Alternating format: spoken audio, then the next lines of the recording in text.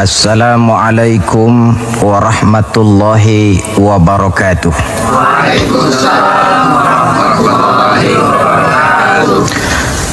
A'udzu billahi minasyaitonir rajim. Bismillahirrahmanirrahim. Wal 'asri innal insana lafi khusr illa alladzina amanu wa 'amilus shalihat wa tawasaw bil haqqi wa tawasaw bis sabr. Shadaqallahul azim.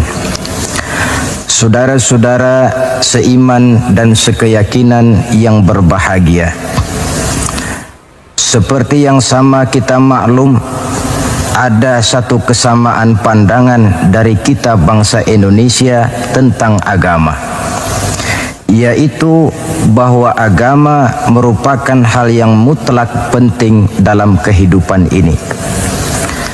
Baik dasar negara Pancasila maupun Undang-Undang Dasar 45 seperti yang tercantum dalam pasal 29 ayat 2 seharusnya menjadikan merupakan tempat yang subur bagi tumbuh dan berkembangnya kehidupan beragama di negara yang kita cintai ini. Namun dalam kenyataannya, tidak semua orang yang mengatakan agama itu penting lalu mau hidup mengikuti aturan agama. Lebih celaka lagi kalau agama hanya sekedar dijadikan lipstik, pemanis bibir, penghias hidup. Agama cuma sekedar seminar, muktamar, kongres atau tulisan besar-besar, tetapi yang tidak pernah terwujud di dalam kehidupan nyata sehari-hari. Oleh karena itu, dalam rangka ikut serta memantapkan kehidupan beragama di negara yang kita cintai ini, pada pertemuan kita kali ini saya akan mencoba menjelaskan bagaimana seharusnya sikap seorang muslim terhadap Islam. Ayat yang saya bacakan di awal tadi merupakan surah terpendek ketiga dalam Al-Quran sesudah surah Al-Kautsar dan surah Al-Ikhlas, di mana Allah Subhanahu wa Ta'ala menyatakan, demi masa sesungguhnya manusia pasti berada di dalam kerugian kecuali orang-orang yang beriman, beramal saleh, nasihat menasihati di dalam kebenaran, dan nasihat menasihati dengan cara yang sabar. Apabila kita dekati ayat ini, akan segera nampak di dalamnya 4 sikap seorang muslim terhadap Islam. Sikap yang pertama, seorang muslim adalah seorang yang mengimani Islam, amanu, sebagai way of life, sebagai pandangan dalam kehidupan ini. Masalahnya kemudian, bagaimana seorang muslim mengimani Islam sebagai agamanya? Pertama, seorang muslim harus yakin Islam sebagai agamanya adalah satu-satunya agama yang benar. Sikap ini kelihatannya fanatik, tetapi apalagi yang harus dikatakan selain dari bahwa fanatik dalam arti berpegang teguh kepada agama merupakan bagian daripada kehidupan beragama. Sebab hanya dengan fanatik dalam artian itu sajalah orang konsekuen terhadap agamanya sendiri. Dan saya kira merupakan satu sikap yang wajar bahwa setiap penganut suatu agama hanya menganggap dan berkeyakinan agamanya sajalah yang benar. Oleh karena itu, kita bukan tidak setuju dengan ungkapan semua agama benar, bukan tidak setuju dengan ungkapan semua agama baik. Bagi kita, kalimat itu belum merupakan kalimat yang sempurna. Semua agama benar bagi penganutnya masing-masing. Semua agama baik bagi penganutnya masing-masing. Kalau seorang muslim sudah berkeyakinan bahwa semua agama baik, maka bukan saja tidak diajarkan, tetapi malah bertentangan dengan tuntunan Al-Quranul Karim. Kita lihat misalnya dalam surah Ali Imran ayat 19. Allah menyatakan, Inna dina indallahil Islam. agama yang diridhoi Allah itu hanya agama Islam. Selanjutnya dalam Ali Imran 85 Allah menjelaskan, wa may yabtaghi ghairal islami dinan fala yuqbala minhu fahuwa fil akhirati minal khasirin. Orang yang mencari agama selain daripada Islam, maka agamanya tidak akan diterima dan di akhirat nanti dia akan termasuk ke dalam golongan orang-orang yang merugi.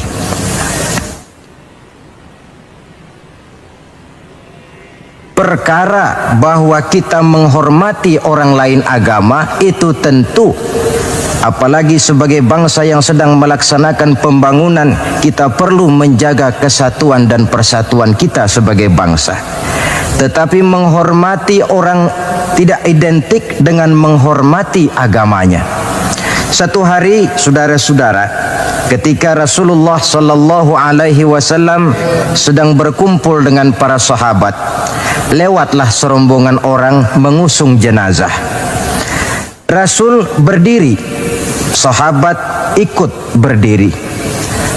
Ketika jenazah sudah lewat, seorang sahabat memberitahu, "Ya Rasul, yang tadi diusung orang itu jenazah Yahudi.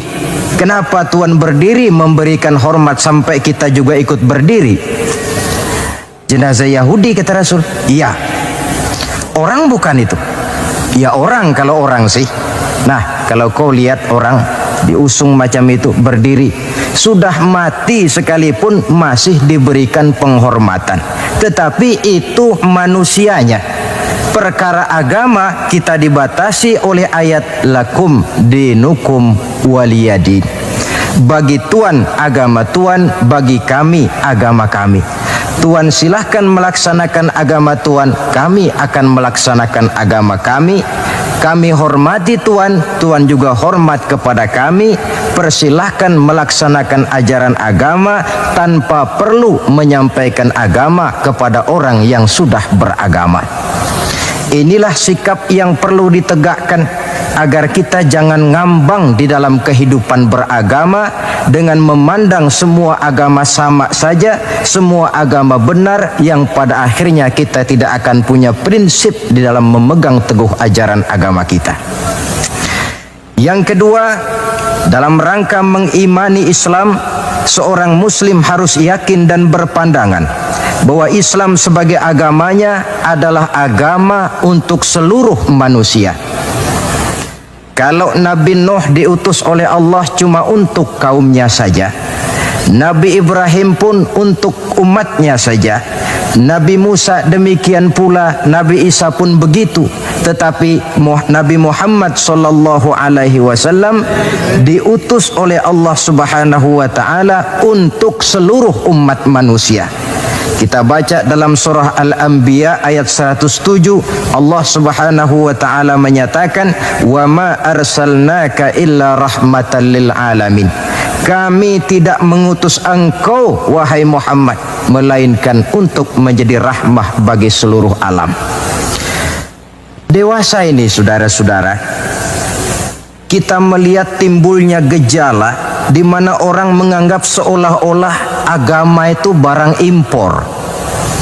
Islam katanya kiriman Arab. Buktinya Quran bahasa Arab, hadis bahasa Arab, solat menggunakan bahasa Arab.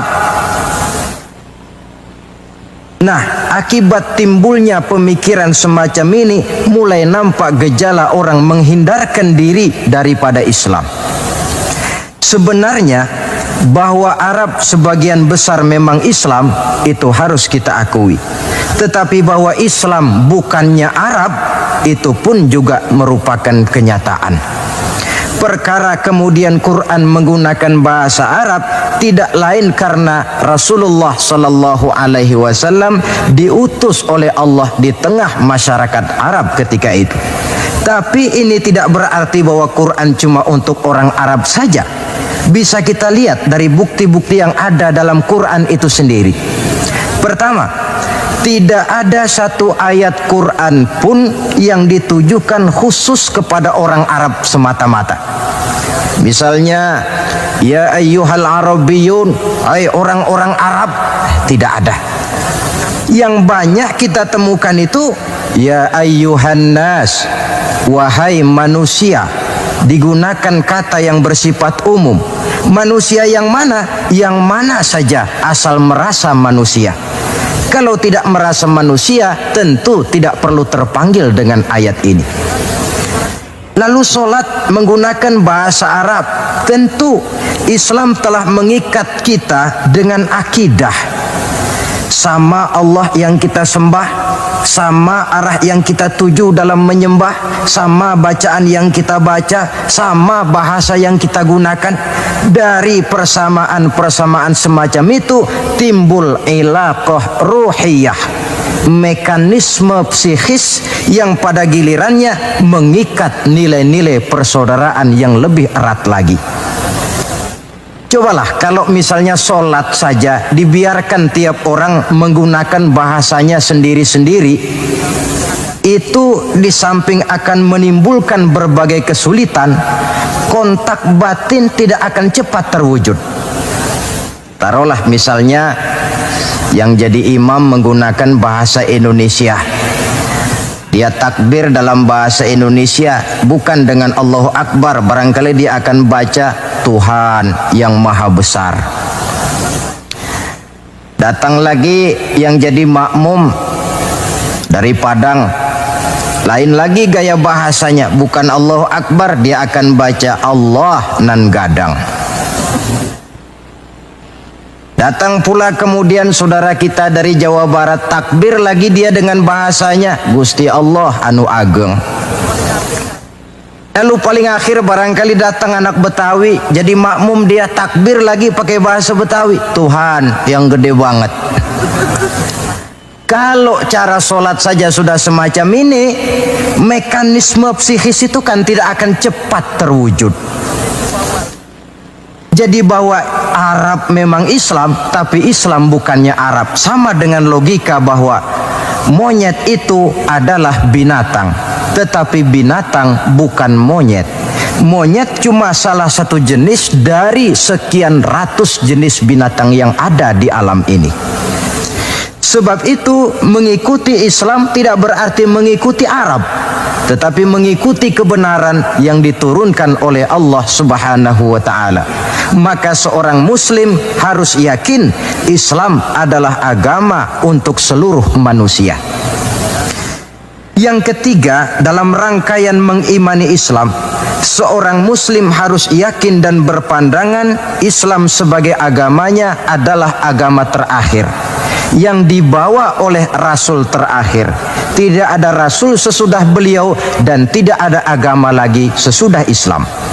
Dalam surah Al-Ahzab ayat 40 kita temukan penjelasan dari Allah Subhanahu wa ta'ala, "Ma kana Muhammadun aba ahadim min rijalikum walakin Rasulullah wa khataman nabiyyin." Muhammad itu bukan bapak dari salah seorang kamu. Ia adalah utusan Allah dan penutup para nabi.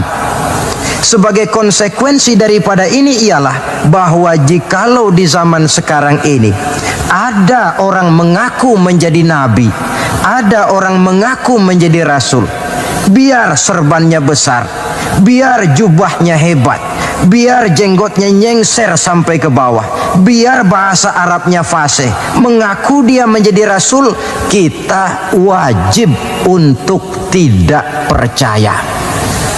Sekali lagi, kita wajib untuk tidak percaya. Ini sebagai konsekuensi bahwa kita yakin Islam agama terakhir. Yang keempat, dalam rangka mengimani Islam, seorang muslim harus yakin Islam sebagai agamanya adalah batas kemungkinan. Apakah seseorang bisa mendapat ampunan Allah atau tidak? Dengan kata lain, Islam adalah batas antara sorga dan neraka. Ada orang yang tidak terlalu simpati kalau kita memvonis masalah agama dengan sorga dan neraka. Tetapi sebenarnya memang itulah hakikat daripada kehidupan beragama. Itulah terminal akhir.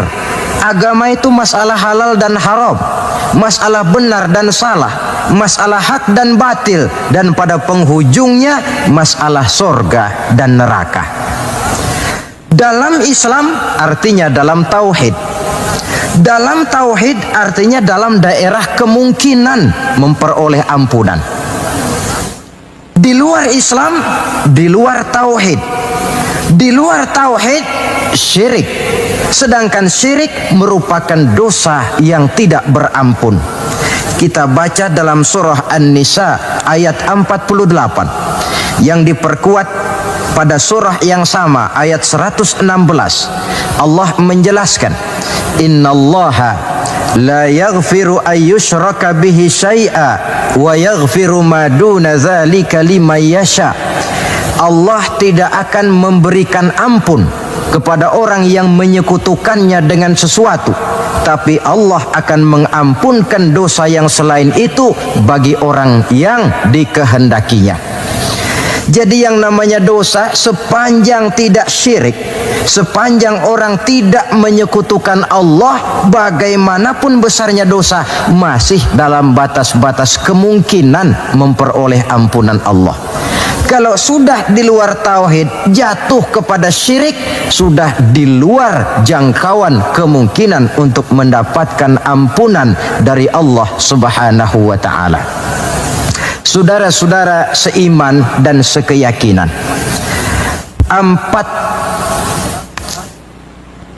empat cara di dalam kita mengimani Islam ini pada gilirannya akan memberikan warna di dalam kehidupan kita.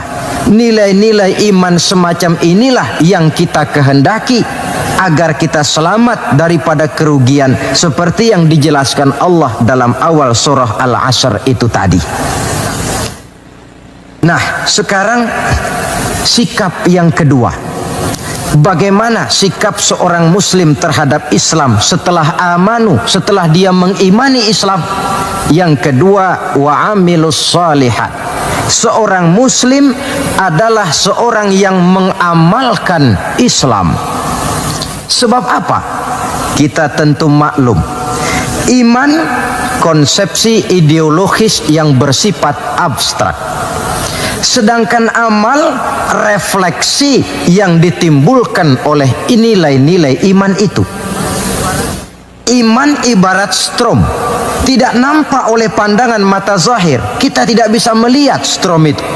Yang bisa kita lihat gejala yang ditimbulkan oleh strom, baik dalam bentuk terang misalnya, suara, gema, gerak, dan sebagainya. Iman tentu saja tidak kelihatan, tapi bisa dinilai dari amal yang dikerjakan oleh orang. Artinya, kalau ada iman, tentu dia beramal.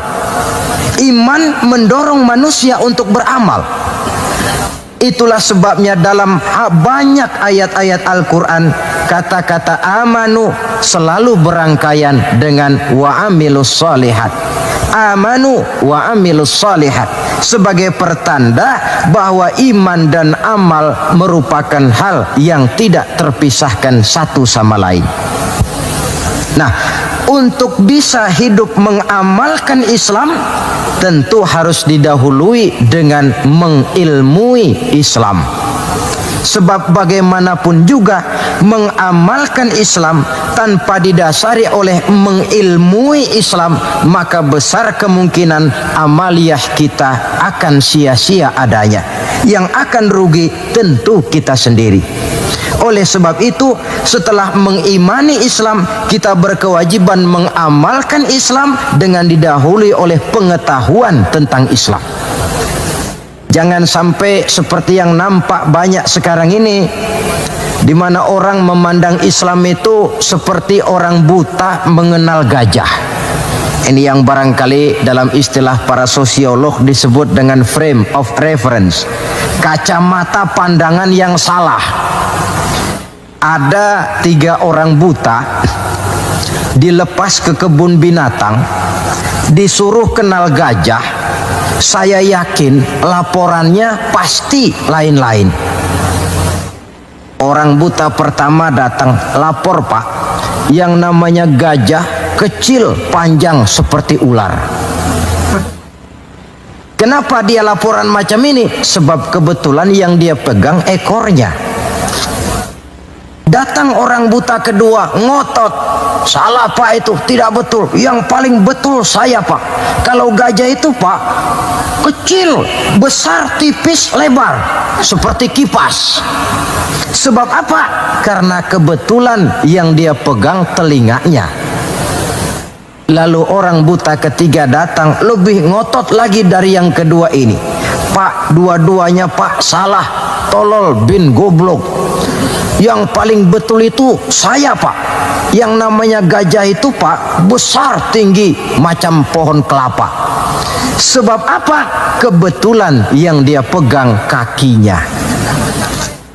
Salahkah mereka? Tidak salah, cuma datanya belum lengkap.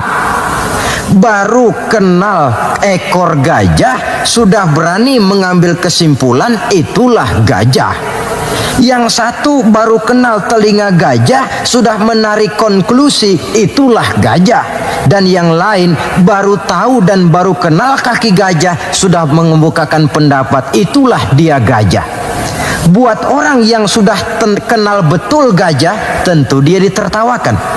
Bagi orang yang belum kenal gajah, dia menyesatkan. Hal semacam ini bukan saja tidak mendidik, tetapi pada akhirnya akan membingungkan orang yang belum kenal kepada gajah. Dengan kata lain, di dalam mengilmui Islam, kita harus berupaya melihat dan memandang Islam itu secara totalitas, secara keseluruhan, memandang dan melihat Islam dari berbagai seginya. Sehingga dengan demikian akan terbuka nuansa pandangan mata kita melihat kebesaran, kelengkapan dan kesempurnaan daripada ajaran agama kita sendiri. Nah, kalau nilai-nilai iman diwujudkan dan dibuktikan dengan pengamalan kita tentang Islam, barulah nilai iman kita itu beroleh wujudnya yang konkret di dalam amalan-amalan kita sehari-hari. Tanpa itu, iman cuma tinggal sekedar kata. Akidah cuma tinggal sekedar keyakinan dan fondasi yang tanpa perwujudan di dalam realita kehidupan ini. Demikian sikap yang kedua. Lalu yang ketiga, saudara-saudara, setelah mengimani Islam, kemudian mengamalkan Islam, seorang muslim harus mendakwahkan Islam. Tawasau bil haqqi, nasihat menasihati di dalam kebenaran. Pada hakikatnya setiap kita ini mubaligh. Setiap kita berkewajiban menyampaikan dakwah kepada orang yang belum atau kurang mengetahui suatu persoalan yang kebetulan kita lebih mengetahui tentang itu. Tidak ada masalah kita berdakwah dengan menguraikan bismillah misalnya, kalau pendengar kita kebetulan orang yang belum mengerti bismillah. Dengan demikian akan terjadi pemerataan pemahaman agama. Tidak perlu harus selalu jadi mubaligh. Kalau kita kebetulan seorang pedagang, lalu dalam dunia perdagangan kita bisa memberikan contoh bagaimana seharusnya seorang muslim berdagang, maka kita sudah mendakwahkan kepada orang lain bagaimana cara dagang menurut Islam.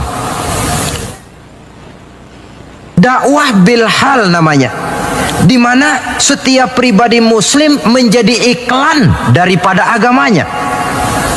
Dia harus sanggup berkata, tuan-tuan mau tahu bagaimana cara dagang menurut Islam? Lihat cara kami orang Islam dagang. Tuan-tuan mau tahu bagaimana cara berumah tangga menurut Islam? Lihat cara kami orang Islam berumah tangga. Tuan-tuan mau tahu bagaimana cara bertetangga menurut Islam? Lihat cara kami orang Islam bertetangga. Seorang muslim menjadi iklan daripada agamanya. Dakwah bil hal, dakwah dengan perbuatan langsung, memberikan contoh kepada masyarakat bagaimana tuntutan kehidupan beragama yang kita laksanakan dalam kehidupan sehari-hari. Saudara-saudara seiman dan sekeyakinan yang saya cintai, Itu sebabnya Allah Subhanahu wa taala menjelaskan dalam surah An-Nahl ayat 125, Ud'u ila sabili rabbika bil hikmah wal mau'izatil hasanah wajadilhum billati hiya ahsan inna rabbaka huwa a'lam biman dhalla an sabilih wa huwa a'lamu bil muhtadin. Berdakwahlah kamu, ajak manusia ke jalan Allah. Bagaimana caranya?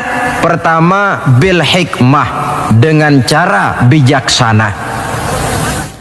Bagaimana cara yang bijaksana itu? Baik Al-Quran maupun As-Sunnah banyak menjelaskan pola-pola kebijaksanaan dalam pelaksanaan dakwah. Kita ambil satu trik saja. Satu hari datanglah seseorang menghadap kepada Rasulullah sallallahu alaihi wasallam. Yang datang ini kalau istilah sekarang biang okem. Datang dia menghadap baginda Rasul. Sesampainya di sana dia bilang, "Ya Rasul, bagaimana? Saya ini mau masuk Islam, boleh apa tidak?" Boleh. Lalu dia mengucap 2 kalimat syahadat. Setelah selesai mengucap 2 kalimat syahadat, dia berkata lagi, "Ya Rasul, saya sekarang sudah masuk Islam." Bagus. "Saya cinta Islam." Bagus. "Saya juga cinta kepada Anda ya Rasul." Bagus. "Cuma saya juga cinta kepada dosa ya Rasul. Terus terang saja saya ini suka judi, saya suka zina, dan saya senang mabuk.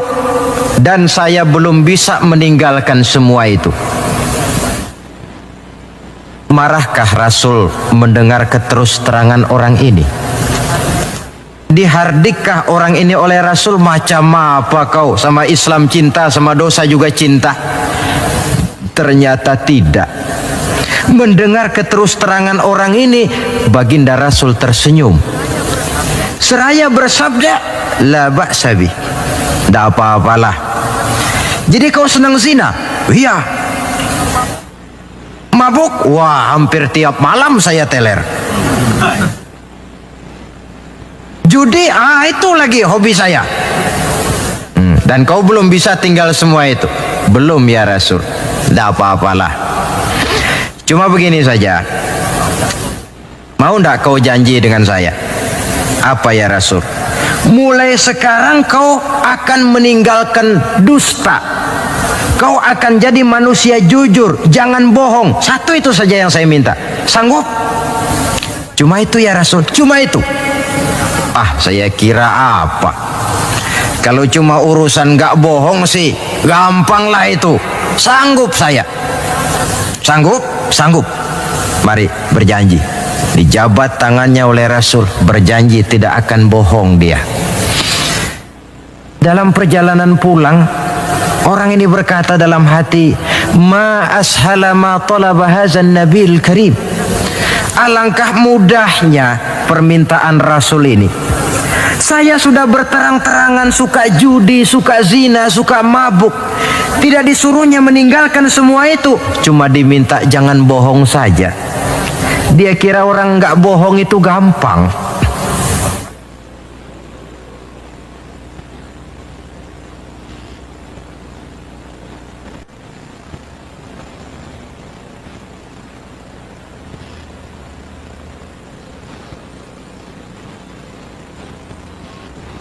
Padahal saudara, Nabi Ibrahim itu satu hari pernah nangis. Allah tegur Ibrahim, "Kenapa nangis kamu ini?" Kata Nabi Ibrahim, "Ya Allah, bagaimana saya tidak nangis? Saya ingat-ingat Nabi Adam itu dosanya cuma 1, tidak boleh makan buah khuldi, dia makan. Kau begitu murka, kau usir dia dari surgamu. Saya ini ya Allah, seumur hidup saya pernah 3 kali bohong. Bagaimana saya mengharap surgamu?" Itu yang bikin saya nangis. 3 kali seumur hidup, 3 kali bohong. Nabi Ibrahim nangis. Kita ini 1 hari 17 kali bohong, nyengir aja, gak ada nangisnya.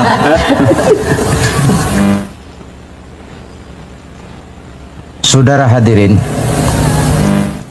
demikianlah orang ini pulang ke rumah dengan satu anggapan dalam hatinya bahwa apa yang diminta oleh Rasul adalah sesuatu yang mudah. Lalu hari-hari pun berlalu, berganti dengan minggu, minggu pergi, datanglah bulan. Sampai pada suatu hari ketika orang ini sedang berjalan, dia melihat seorang perempuan dengan paras yang cukup cantik. Datang syahwatnya. Rupanya orang ini termasuk kelas tegangan tinggi juga.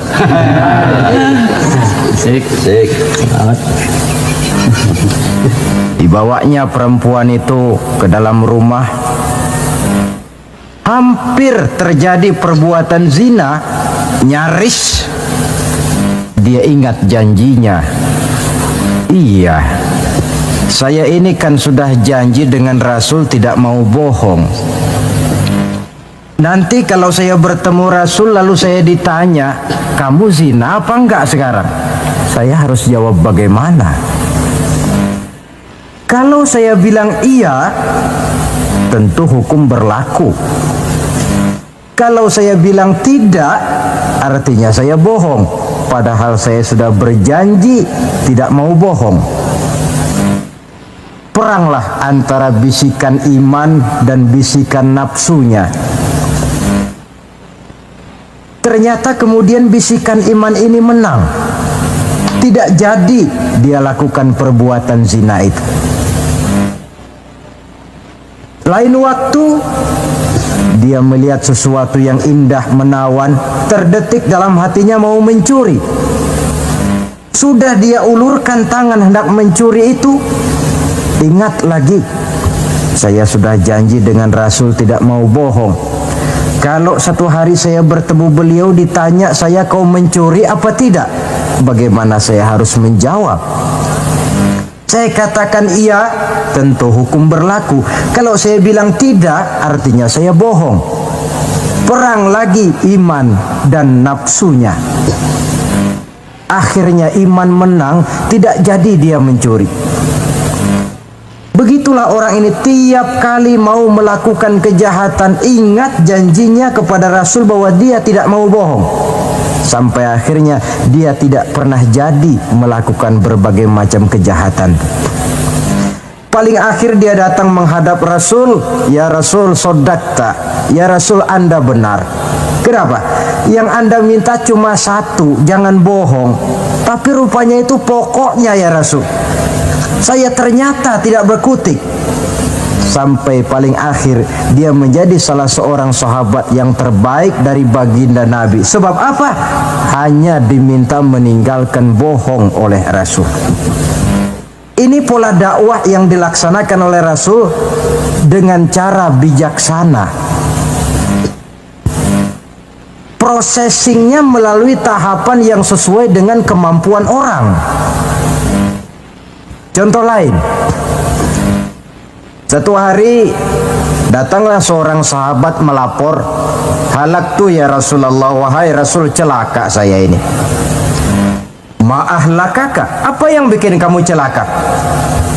Dia bilang, waqa'tu ala imraati fi Ramadan. Saya lagi puasa Ramadan, saya nggak tahan sama istri saya itu. Lalu nyelonong ya Rasulullah. Rupanya pengantin baru ini. Kata Rasul, nyelonong bagaimana? Ya nyelonong-nyelonong. Kalau memang begitu, bayar dendanya. Apa dendanya ya Rasul? Bebaskan budak. Waduh, saya tidak punya budak ya Rasulullah. Tidak punya? Tidak punya. puasa 2 bulan berturut-turut. Ya Rasul, tidak kuat saya. Tidak kuat, tidak kuat. Jangankan yang 2 bulan, yang sebulan aja nyelonong. Bagaimana yang 2 bulan? Saya tidak sanggup ya Rasul.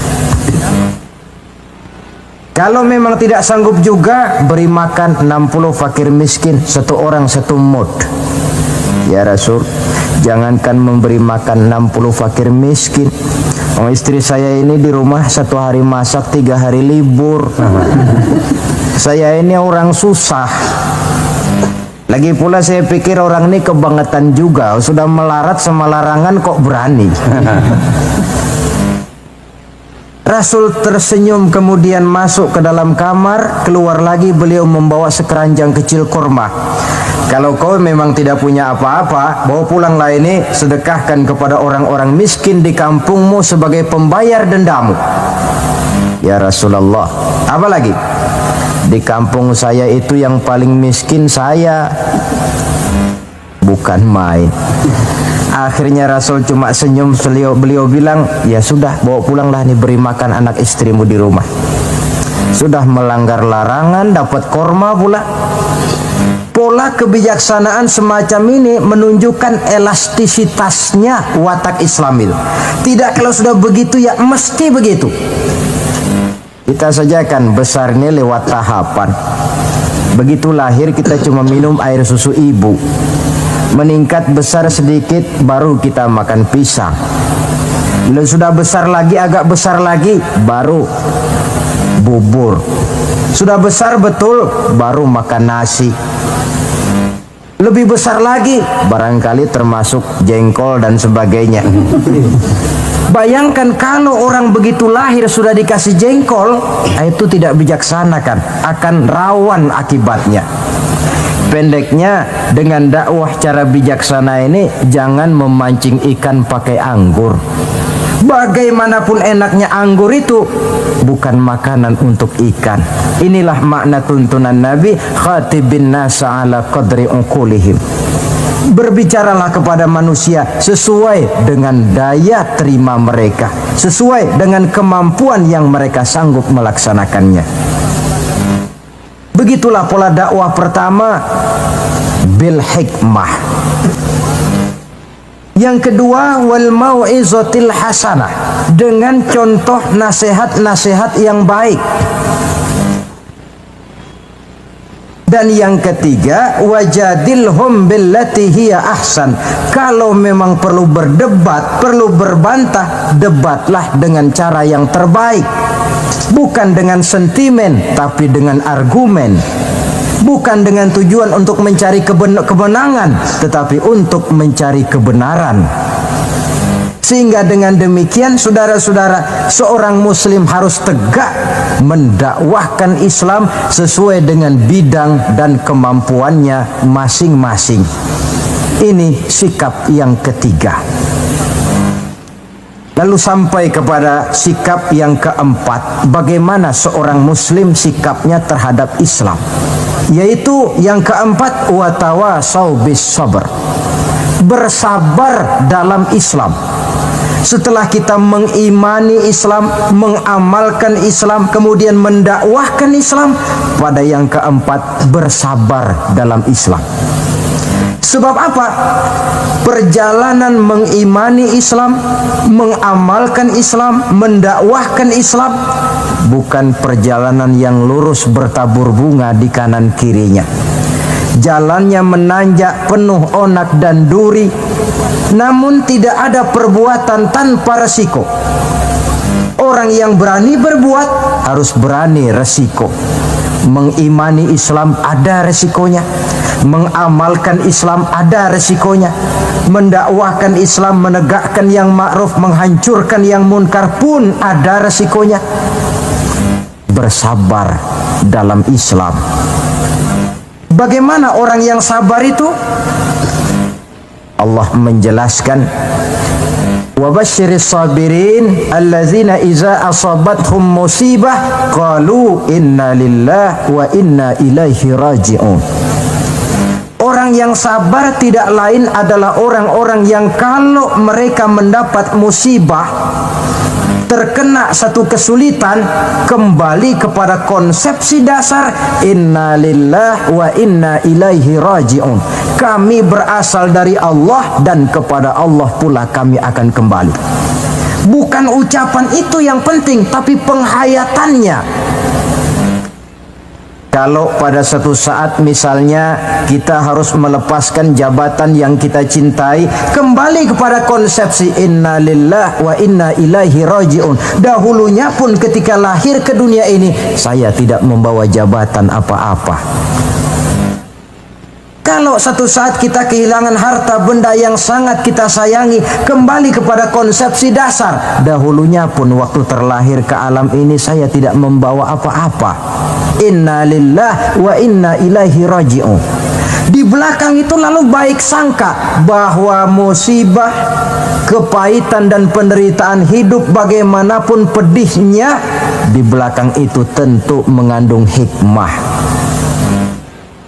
Cuma barangkali mata kita saja yang agaknya kurang terbuka untuk menelusuri hikmah di belakang itu.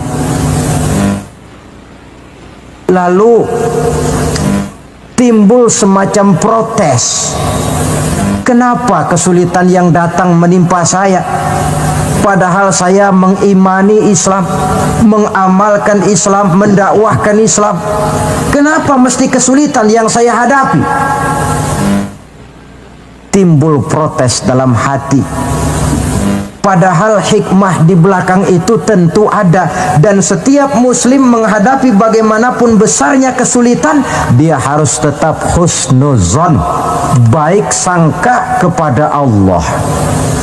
Dengan satu keyakinan, di belakang setiap kesulitan mesti ada hikmahnya. Dahulu ada seorang petani, dia selesai bekerja di ladang, istirahatlah dia, tidur di bawah pohon beringin. Di sebelah pohon beringin ini ada pohon labu. Sambil tidur-tiduran dia berpikir, kalau saya lihat-lihat Tuhan ini tidak adil, katanya. Masa pohon beringin pohonnya besar, buahnya kecil. Lalu pohon labu pohonnya kecil, pohonnya kecil, kok buahnya besar. Ah, Tuhan bukan arsitek ulung ini. Tidak adil ini. Mestinya supaya enak dilihat itu, beringin yang pohonnya besar, buahnya besar sebesar buah labu. Lalu pohon labu yang pohonnya kecil, buahnya kecil-kecil sajalah sebesar buah beringin. Baru adil rasanya itu. Nah, apa yang terjadi? Rupanya Allah tidak membuktikan kebesarannya. Baru saja selesai dia berpikir Tuhan tidak adil, jatuh sebutir buah beringin tepat menimpa hidungnya. Dia terkejut. Astagfirullahalazim, katanya. Kalau begitu Allah itu benar-benar adil. Coba kalau buah beringin sebesar buah labu, lalu barusan jatuh menimpa hidung saya, rasanya sudah tidak karu-karuan potongan muka saya ini. Baru terbuka pandangan matanya, baru terlontar perkataan Allah Maha Adil setelah dia bertemu dengan pengalaman yang dia rasakan sendiri. Jadi di belakang segala kesulitan itu ada hikmahnya. Di belakang segala kepahitan hidup itu ada manisnya. Maka Allah membimbing kita bersabar dalam mengimani Islam, mengamalkan Islam, dan mendakwahkan Islam. Konsepsi kesabaran kembali kepada satu keyakinan, semuanya datang dari Allah, semuanya pun bakal kembali juga kepada Allah.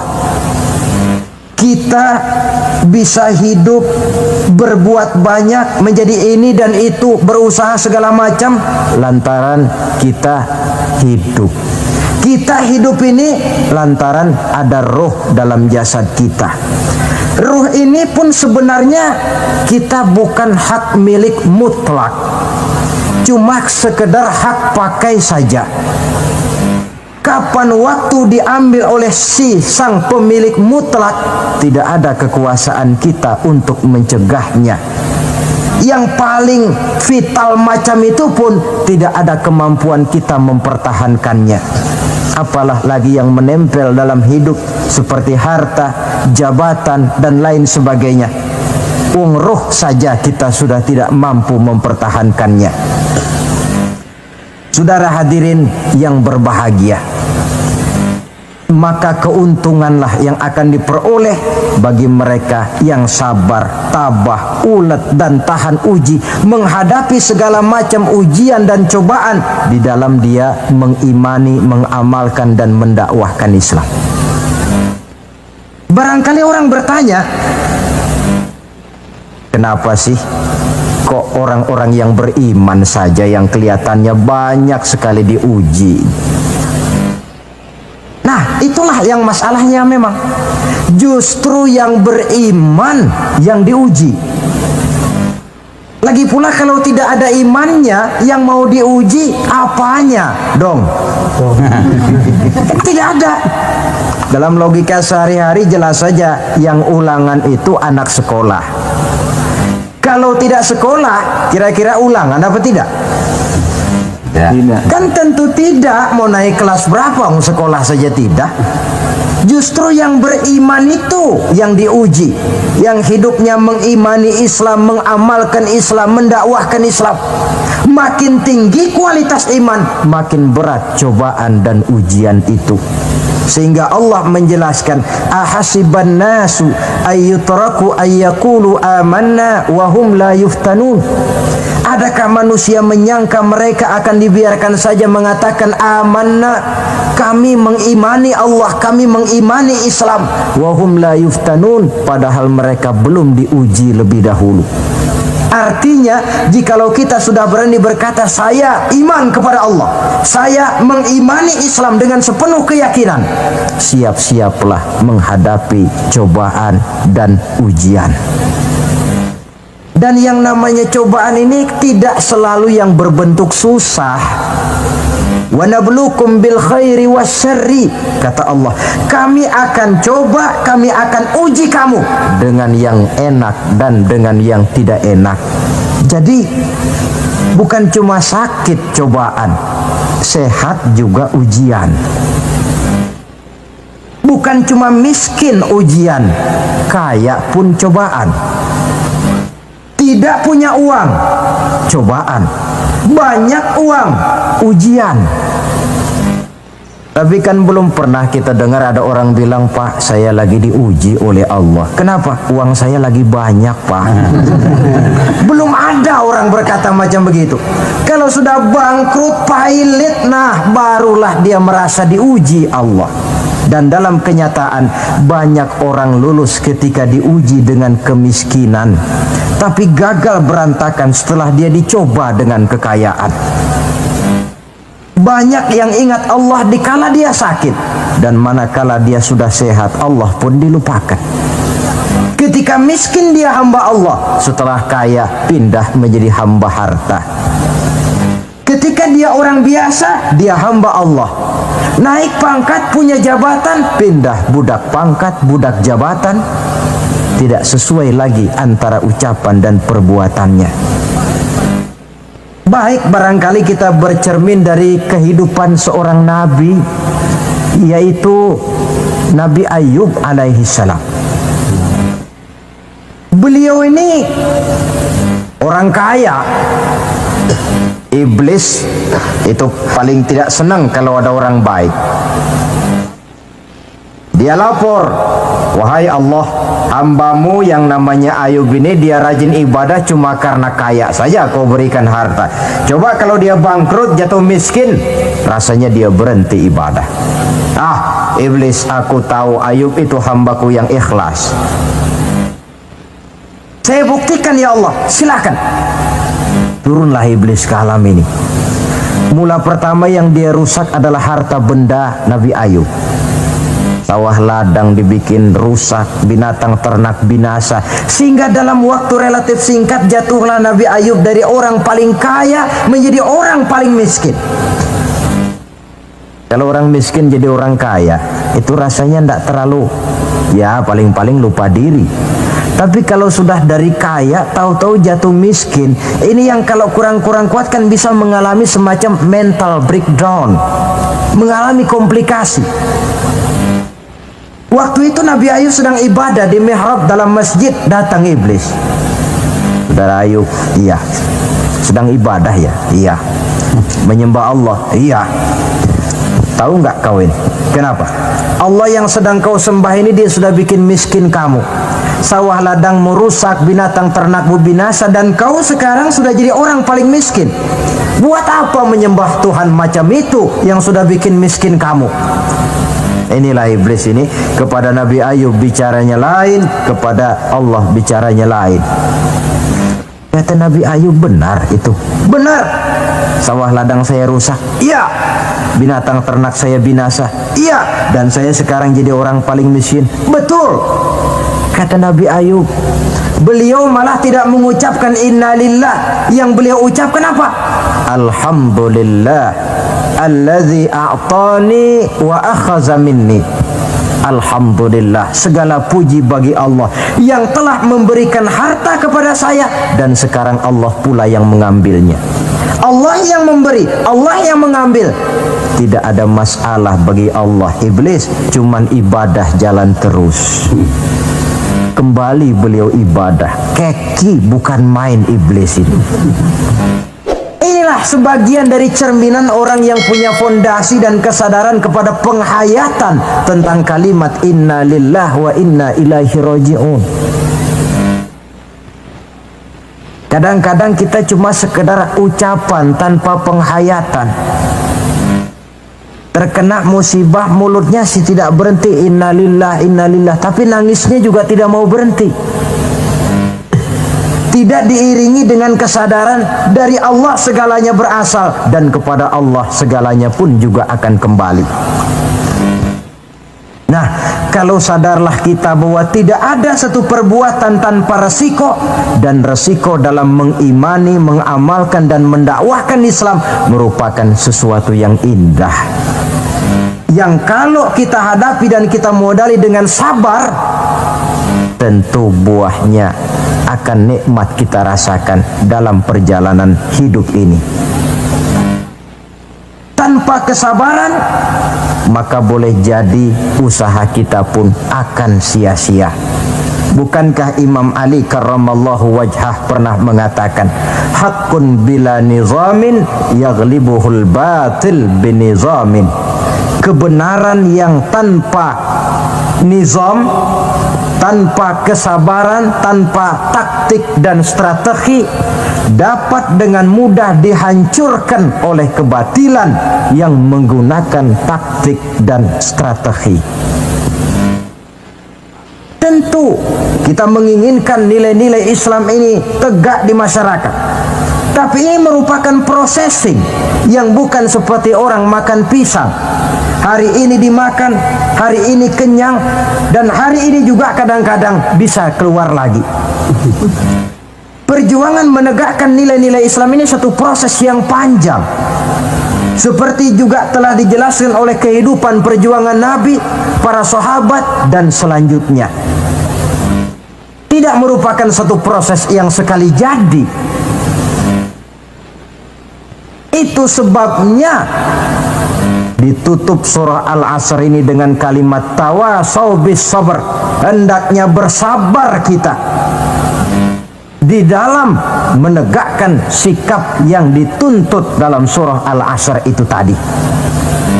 Saudara-saudara hadirin yang saya hormati, dengan demikian 4 sikap telah saya kemukakan.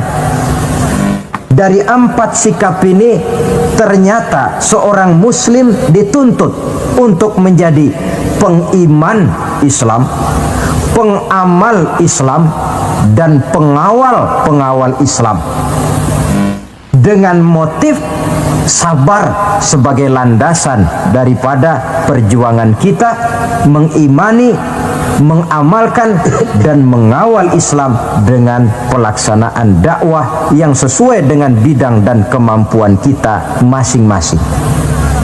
Yang kita harapkan tentunya bahwa nilai-nilai keimanan kita ini mewarnai kehidupan dan menjadi warnanya hidup. Saya kira pun pembangunan akan lebih berhasil, Pancasila akan lebih aman di negara ini kalau dijaga dan dikawal oleh orang-orang yang teguh memegang agama dengan segala konsekuensinya. Mengimani agamanya dan iman itu menjadi warnanya kehidupan. Dengan kata lain, kalau iman ini sudah ikut kemanapun kita pergi dan dimanapun kita berada, itu sebenarnya sumber etika otonom. Bukankah satu bangsa yang baik selalu terdiri dari masyarakat yang baik? Masyarakat yang baik terdiri dari warga yang baik. Warga yang baik terdiri dari keluarga yang baik, dan keluarga yang baik terdiri dari pribadi yang baik. Nah, pribadi akan menjadi baik kalau dia dikontrol oleh nilai keimanannya. Sebab apa? Puncak keimanan yang tertinggi sebenarnya tidak lain manakala seseorang sudah merasakan kehadiran Allah dekat dalam hidupnya. Kalau itu sudah dimiliki, apalagi yang lebih mampu mengontrol kita, merasakan kehadiran Allah dekat dalam hidup. Sebab itu sebagai akhir, bawalah iman ini kemanapun kita pergi dan dimanapun kita berada. Kadang-kadang iman kita ini kan cuma sekedar penunggu rumah. Pegawai negeri mau ke kantor, imannya ditaruhnya di lemari. Sudahlah iman, kau tidak ikut ke kantor. Kalau kau ke kantor nanti aku nggak bisa korupsi. Pedagang ke pasar, iman ketinggalan di rumah. So kalau iman dibawa ke pasar, katanya timbangannya tidak bisa curang. Tertinggallah iman itu di rumah. Iman yang tertanam dalam hati menimbulkan etika otonom, dan etika otonom membuat manusia selalu merasakan kehadiran Allah dekat dalam hidupnya. Kemana lagi tempat kita hendak melakukan kesalahan kalau Allah menjadi daya kontrol yang paling efektif di dalam kehidupan? Inilah yang kita bicarakan pada pertemuan kita kali ini. Semoga Allah memberikan kekuatan kepada kita. Amin. Untuk hidup tegak mengimani Islam, mengamalkan Islam, mendakwahkan Islam, dan bersabar di dalam Islam. Saya akhiri dengan satu ungkapan. Wa qad yurja li jarhi sayfi bur'un wala bur'u lima jarahal lisan. Kalau pedang lukai tubuh, masihkan ada harapan sembuh. Kalau lidah lukai hati, kemana obat hendak dicari? Untuk itu saya mohon dibukakan pintu maaf yang sebesar-besarnya. Semoga yang saya sampaikan ini ada manfaatnya. Usikum wa iyaya bitaqwallah. Aqulu qawli hadza. Wassalamu alaikum warahmatullahi wabarakatuh. Waalaikumsalam warahmatullahi wabarakatuh. Maka di zaman sekarang akhlak kita kepada Allah sering kena erosi, sering kena polusi. Mungkin karena sulitnya lapangan kerja, tingginya tensi ekonomi, persaingan hidup yang makin tajam, sulitnya mencari lapangan kerja, orang kadang-kadang nekat. Sedikit pertimbangan picik, pandangan, mudah melakukan potong kompas, sehingga terjadilah perbuatan-perbuatan yang memelencengkan akhlak kita kepada Allah Subhanahu wa ta'ala. Kadang-kadang terjebak mempercayai selain daripada Allah. Kadang-kadang terjebak di dalam mengagungkan yang selain daripada Allah lebih dari yang seharusnya. Terkenalah akhlak kita kepada Allah jaringan-jaringan erosi dan polusi. Kufur sebagai lawanan daripada tauhid merupakan sifat daripada orang yang tidak berakhlak kepada Allah. Bentuknya pertama bisa syirik. Syirik itu artinya meyakini ada Tuhan lain selain daripada Allah. Itu yang namanya syirik. Jadi percaya Tuhan ada, cuman Tuhannya kelebihan. Itu yang disebut syirik, dan itu merupakan cerminan dari akhlak yang rusak kepada Allah Subhanahu wa ta'ala. Berkeyakinan Tuhan lebih dari satu, berkeyakinan bahwa Tuhan itu beranak atau diperanakkan, atau mengagungkan sesuatu sama dengan Allah, atau menjadikan yang selain Allah sebagai tujuan akhir daripada perjalanan kehidupan ini, maka itu sudah terjebak kita dalam musyrik. Dan syirik satu dosa yang tidak berampun. Bahasa kasarnya, yang namanya syirik itu jenis bapak moyangnya dosa. Saudara-saudara, sebab itu saya pesan, kalau memang terpaksa, biasanya yang tinggal di kota-kota besar itu kalau tidak kepengen dosa kan susah.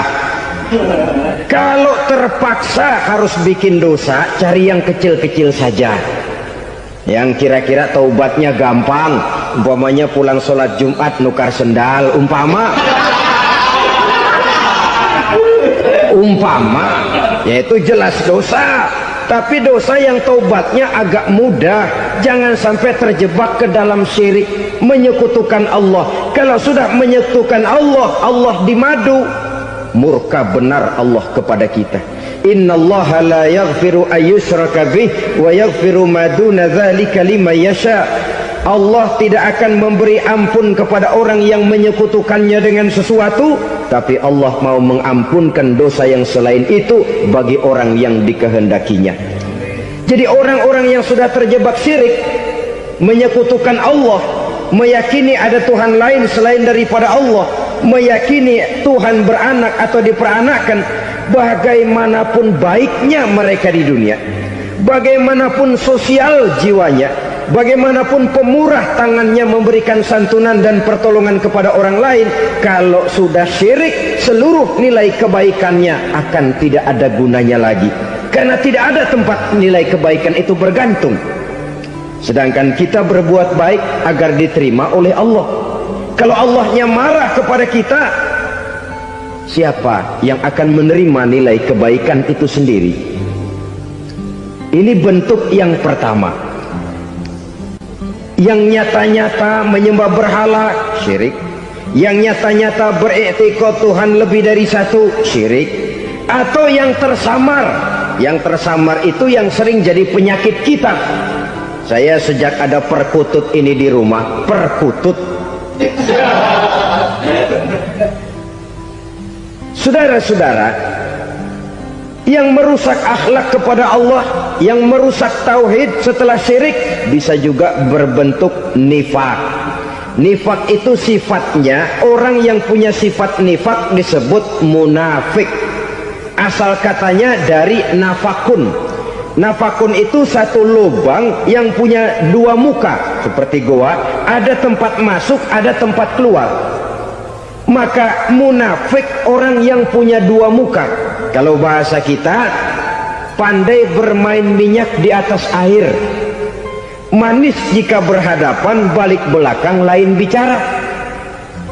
Sehingga apa yang dinamakan nifak, kata Imam Ali Al-Jurjani dalam kitab ta'rifatnya, izharul imanu bil lisan wa kitmanul kufri bil qalbi. Menyatakan, menampakkan iman dengan lidahnya, tapi menyembunyikan kekafiran dalam hatinya. Dengan kata lain, lidahnya mah iman, hatinya mah kafir. Padahal hati itu yang dilihat, padahal hati itu yang dinilai. Kenapa lidahnya mengaku iman? Ya mungkin karena kepepet, mungkin karena kepentingan, mungkin karena ingin mencari kelemahan orang, lalu dia pura-pura beriman, tapi sesungguhnya hatinya kufur. Ini merupakan penyakit munafik. Dan terus terang, menghadapi orang munafik jauh lebih berat daripada menghadapi orang kafir. Kenapa? Munafik ini kan musuh dalam selimut. Mau dibilang musuh nyata-nyata, apalagi di zaman Rasul ya, ketika periode Madinah, berat sekali menghadapi orang munafik. Mau dibilang kafir, kalau ketemu assalamualaikumnya medok juga. Mau dibilang mukmin, di belakang ngegerundel. nyari-nyari penyakit, nyari-nyari lantaran, mencari-cari gara-gara. Kalau kafir jelas kafirnya, kalau musyrik jelas musyriknya. Tapi munafik, di depan kita dia mengaku beriman, di belakang kita dia caci maki kita. Maka demikian rupa watak orang munafik Allah benci betul. Sampai dalam Quran orang munafik itu divonis innal munafikin fid darkil asfal minan nar. Orang-orang munafik di dasar jurang neraka yang paling bawah, keraknya neraka. Saudara-saudara kaum muslimin rahimakumullah, sebab munafik sangat berbahaya, membahayakan umat, membahayakan agama. Di depan kita mereka ngaku pura-pura beriman, kalau pidato luar biasa memuji agama setinggi langit, menampakkan seolah-olah dia orang yang dekat dengan agama. Saudara-saudara, agama penting, agama mutlak. Tapi yang ngomong begitu agamanya apa? Remeng-remeng. Cuma sekedar lipstick, cuma sekedar dekorasi, cuma sekedar kamuflase buat ngibuli orang lain. Dia mengaku beragama, mengatakan agama mutlak, menganggap agama penting, seolah-olah memperhatikan benar tentang tatanan kehidupan beragama. Tapi sebenarnya di hatinya tidak lebih berkecamuk penyakit-penyakit kufur. Maka sifat munafik ini termasuk menodai tauhid, artinya merusak akhlak kita kepada Allah Subhanahu wa ta'ala. Sifat yang ketiga yang juga merusak akhlak kita kepada Allah dinamakan riddah. Riddah itu sifatnya, orang yang punya sifat riddah disebut murtad. Murtad keluar dari Islam. Keluar dari Islam tentu tadinya di dalam Islam. Oleh satu perbuatan dia bisa menjadi murtad. Misalnya tadinya dia iman benar kepada Allah, tapi melarat. Kadang-kadang sehari masak, 3 hari libur. Akhirnya oleh kesulitan ekonomi dia tidak kuat. Ada yang menawarkan kebaikan, dibawain supermi, dibawain obat-obatan, diberikan beras. Goyah imannya, keluar dia dari Islam, ikut agama orang yang memberikan pertolongan kepadanya, memilih kesenangan sebentar dengan mengorbankan kebahagiaan yang kekal. Maka orang semacam itu riddah sifatnya, murtad orangnya, keluar dari Islam.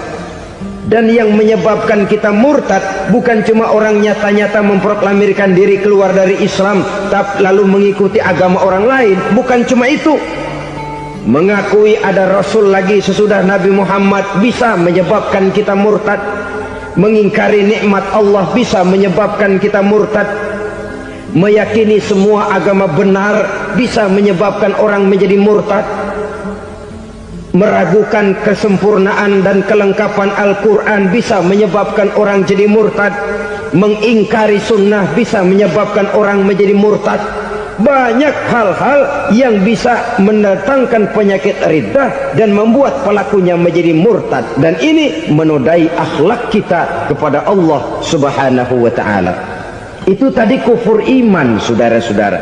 Nyata-nyata mengingkari Allah, baik dalam bentuk syirik, nifak, ataupun riddah. Kufur yang kedua dinamakan kufur nikmat. Apa itu kufur nikmat? Sitru nikmatil mun'im au ya'malu fi mukhalafatil mun'im. Menutup-nutup nikmat Allah, atau melakukan perbuatan yang menentang, bertentangan dengan kehendak yang memberikan nikmat. Jadi kufur nikmat pertama, nutup-nutupin Tuhan. Tuhan jalingin. Duit lu banyak amat, dari mana? Gua kerja. Lalu kerjanya nomor 1. Orang yang berakhlak kepada Allah, dia akan menjawab, kamu uangnya kok banyak, dari mana? Rizki dari Allah. Caranya, saya kerja. Kerja itu cara, rizki itu dari Allah datangnya. Bukankah di zaman sekarang kita sering terpeleset? Ini merupakan cerminan dari rapuhnya akhlak kita kepada Allah Subhanahu wa taala. Karena usaha saya memang, karena saya peras keringat banting tulang, tentu. Tapi sadarkah kita bahwa sepanjang yang bisa kita lakukan cuma berusaha, peras keringat banting tulang.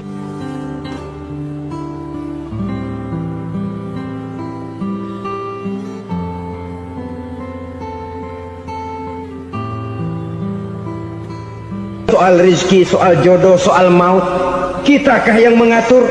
Kitakah yang menentukan? Subhanallah, manusia sungguh tidak berdaya menghadapi 3 hal paling pokok ini. Rezeki, kita cuma bekerja. Kitakah yang menentukan? Tidak. Kita berusaha saja rezeki belum pasti dapat, apalagi kalau kita tidak berusaha. Jangan terjebak dalam fatalisme, belum perang udah nyerah. Emang dasar rezeki datangnya dari Tuhan, gak usah kerja, dan ntar juga kalau dia datang. Dari mana datangnya? Kerja saja belum tentu dapat rezeki, apalagi kalau tidak kerja. Yang jelas usaha perlu kepastian, itu urusan Allah. Ini akhlak kepada Allah Subhanahu wa ta'ala. Jodoh juga begitu, kita berusaha, kita berupaya, Allah menghendaki lain jadinya. Maut juga begitu. Siapa sih yang pengen ngadepi maut? Siapa sih yang pengen mati? Siapa sih yang pengen ketemu malaikat Israel? Tidak seorang pun kalau ditanya, kecuali mereka yang putus asa ya. Kalau otaknya masih normal, mau mati mesti belakangan dulu dikit. Tapi yang satu itu saudara, kalau dia sudah datang, tenaga mana yang bisa menolak? Kalau dia sudah berkunjung, kekuatan mana yang bisa menghindar? Kalau dia sudah ingin bertemu, kemana kita bisa melarikan diri? Manusia sepanjang yang dia lakukan hanya berusaha, tapi kepastian, ketentuan dari Allah Subhanahu wa ta'ala. Orang yang kufur nikmat, nutupin Allah. Dia merasa rezekinya adalah mutlak peras keringatnya, seolah-olah Allah nggak punya peranan apa-apa di situ. Oh, ini kan saya bisa rumah begini karena saya kerja keras. Oh, ini mobil saya begini, saya kerja keras. Peras keringat banting tulang keras.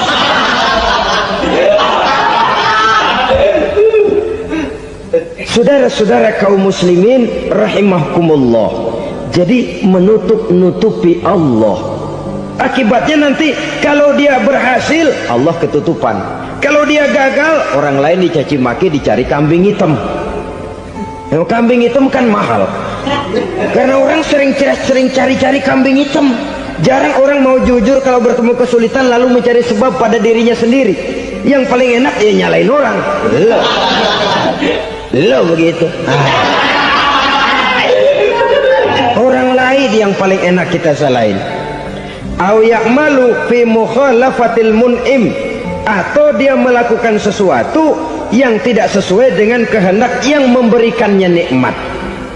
Diberikan kita tangan, mulut sih nggak berhenti, terima kasih Tuhan, alhamdulillah saya dikasih tangan. Cuma nih tangan enteng mat nabokin orang mulu. Itu sudah mukhalafatul mun'im, bertentangan dengan kehendak yang memberikan nikmat. Diberikan harta, mulutnya mah basah, terima kasih Tuhan, alhamdulillah dikasih harta, tapi pelitnya minta ampun, kikir koret medit.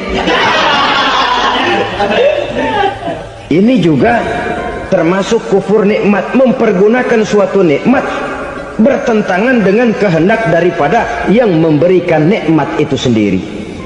Saudara-saudara kaum muslimin rahimakumullah, oleh karenanya kufur iman memang lebih bahaya daripada kufur nikmat. Tapi jangan lupa, kufur nikmat bisa menyeret orang kepada kufur iman. Nah kalau Allah udah dialingin, Tuhan sudah dinomor duain, lama-lama kenapa dia tidak mendewakan dirinya sendiri, mendewakan pangkatnya, mendewa-dewakan otaknya, mendewa-dewakan kemampuannya? Pada awalnya dia memang cuma kufur nikmat, tapi lambat laun kalau ini tidak diobati secara pasti orang akan mengarah kepada kufur iman. Bisa berbentuk syirik, bisa berbentuk nifak, bisa berbentuk riddah. Saudara-saudara, oleh karena itu menjaga akhlak kepada Allah mutlak penting. Sebab apa? Kita tidak berakhlak kepada manusia saja, kita dikucilkan dari pergaulan. Kalau kita tidak berakhlak kepada Allah, dikucilkan oleh Allah. Hadis qudsi menyatakan, man lam yashkur ala na'mai wa lam yasbir ala balai falyakhruj min tahtis samai falyatlub rabban siwaya. Kata Allah, siapa orang yang tidak mau bersyukur terhadap nikmat yang aku berikan kepadanya dan tidak mau sabar terhadap ujian yang aku berikan kepadanya, falyakhruj min tahtis samai, persilahkan saja keluar dari kolong langitku, waliyatlub rabban siwaya, tolong cari Tuhan lain selain daripada aku. Murka Allah, diusir, cuman gak kedengeran aja. Siapa yang tidak mau syukur terhadap nikmatku, siapa yang tidak mau sabar terhadap ujian yang aku berikan kepadanya, persilahkan keluar dari kolong langitku ini, cari Tuhan lain selain aku. Nah, langit Tuhan yang punya, Tuhan kita lawan, diusir dari kolong langit, mau pindah ke kolong mana?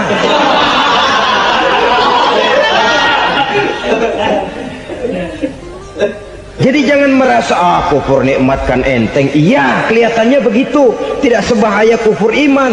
Tapi kufur nikmat ini merupakan anak tangga yang kalau kita sudah mulai naik, kita akan naik terus sampai kepada tingkat di mana kita mengalami kufur iman.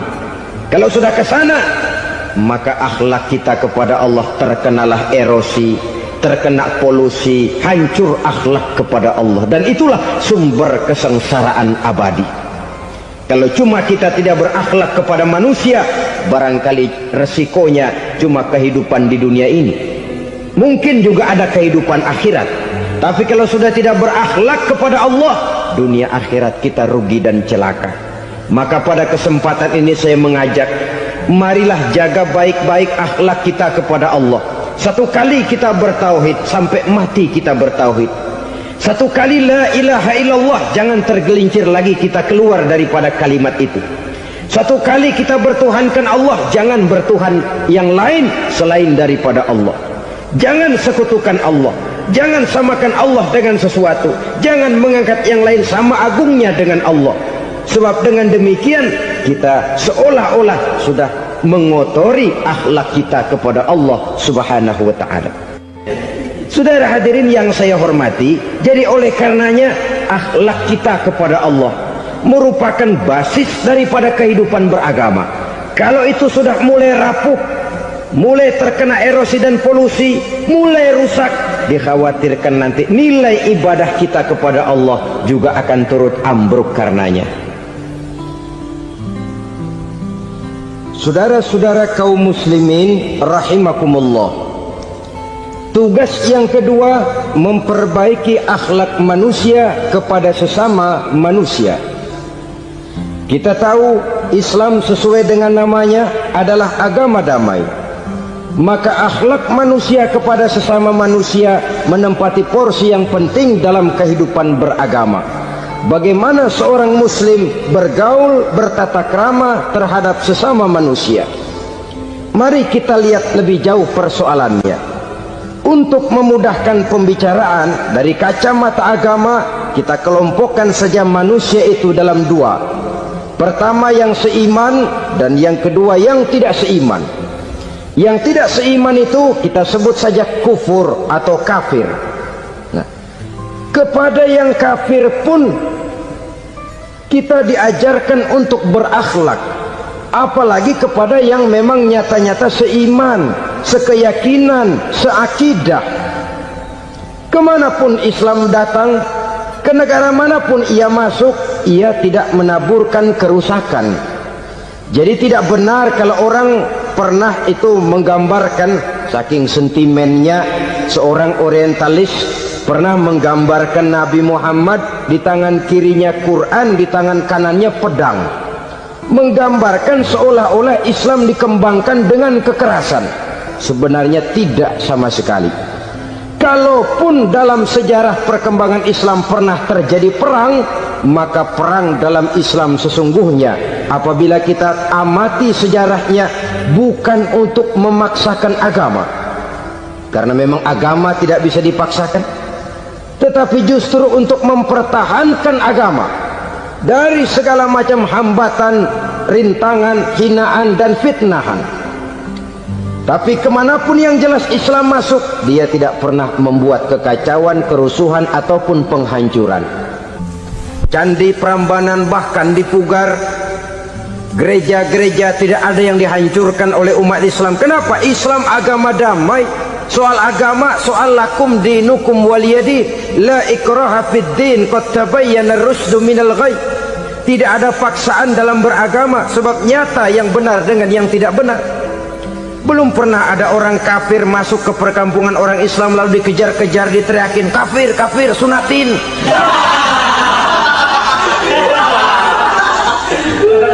Belum pernah. Kenapa? Islam menghormati orang lain agama. Nah, yang kafir ini macam-macam, saudara. Ada kafir harbi. Nah, ini kafir kerok. Ini kafir yang nyata-nyata memproklamirkan permusuhan kepada umat Islam, nyata-nyata mengganggu ketenangan umat Islam. Kafir yang seperti ini yang boleh diperangi. Misalnya kita mau sembahyang Jumat dijagain, nggak boleh sembahyang Jumat, getok palanya. Kafir harbi artinya tantangan perang datang dari mereka, bukan kita yang mulai, mereka yang buka front.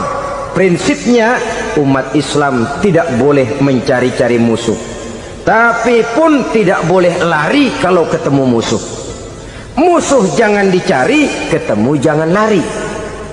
Karena itu kesan seolah-olah umat Islam ini teroris, umat Islam ini destroyer, umat Islam ini sering menimbulkan keonaran, kerusakan. Sungguh satu fitnahan yang sangat keji. Umat Islam adalah umat yang cinta damai. Islam di masa perkembangannya masuki Eropa melalui Selat Gibraltar, Jabal Tariq, memasuki Spanyol. Islam tidak pernah meruntuhkan gereja, Islam tidak pernah membunuh orang-orang Nasrani. Bahkan Islam mewariskan peradaban dan kebudayaan yang begitu tinggi nilainya di bidang ilmu pengetahuan, sampai ketika itu Barat banyak mengkaji ilmu pengetahuan dari dunia Islam. Buku-buku berbahasa Arab diterjemahkan ke bahasa Yunani, dipelajari oleh para cendekiawan di negeri Barat sana. Mereka mengambil manfaat yang banyak dari masuknya Islam ke Eropa. Sementara gereja tetap berdiri dengan megahnya. Kuil-kuil tempat peribadatan tidak satupun yang diusik-usik. Kenapa? Islam agama yang cinta damai. Asal dia tidak diganggu, asal kehormatannya tidak dihinakan. Jadi kafir harbi, kafir yang nyata-nyata nantang perang, ngajak berkelahi, itu kafir yang nyari penyakit. Kafir harbi ini boleh diperangi dengan catatan mereka yang memang mulai. Yang kedua kafir zimmi. Kafir zimmi, kafir yang hidup di tengah mayoritas muslim, tapi mereka mau hidup dengan aman, damai, tenang. Mereka wajib dilindungi. Bahkan Nabi pernah memberikan satu jaminan, man aza zimmiyan faqad azani. Siapa yang mengganggu orang kafir zimmi sama saja dengan mengganggu saya. Kehormatannya dijaga, harta bendanya dilindungi, anak istrinya pun dilindungi. Dan ini jadi kenyataan. Saudara bisa lihat di negara-negara yang mayoritas penduduknya beragama Islam, orang-orang kafir di luar Islam hidup dengan tenang, aman, damai. Di Saudi Arabia, di luar tanah haram, di luar Mekah dan Madinah, banyak orang-orang kafir mencari nafkah. Mereka tenang, aman, dilindungi undang-undang. Begitu di Mesir, begitu di negara Indonesia yang berdasarkan Pancasila ini. Kehidupan beragama menimbulkan gairah, rukun, tenang, aman, damai, sepanjang tidak saling ganggu, tidak saling usik, menghargai orang yang sudah beragama, tidak menjadikan penganut suatu agama sebagai sasaran dari dakwah agama lainnya.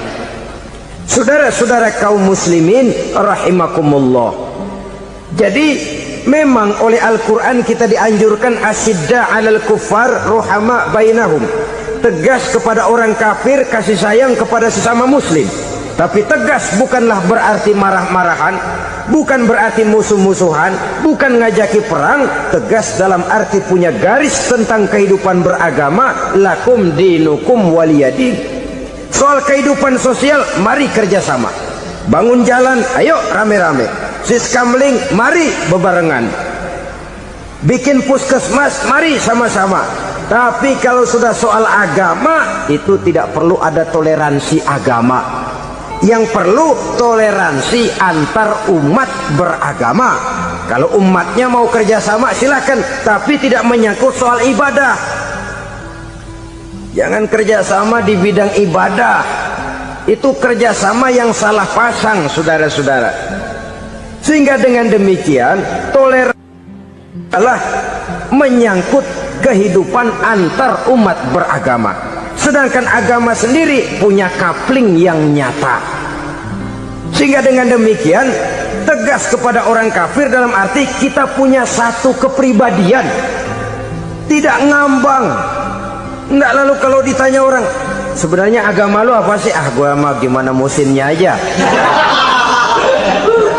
Agama pakai musim kayak rambutan.